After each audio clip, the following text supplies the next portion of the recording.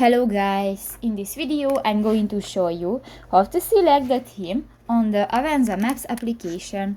But first of all, I just want to mention, please don't forget to subscribe to our channel, because at 100,000 subscribers we are going to show you our YouTube revenue statistics and growth strategy, how to make money online. So let's jump into it. First of all, open the application on your device. Click to the three dots at the upper right corner of the screen and go to the Settings button.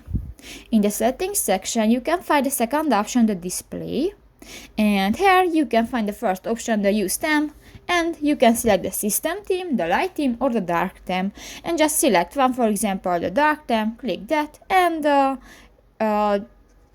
So that's pretty much it for this video, guys. See you in the next one. Bye bye.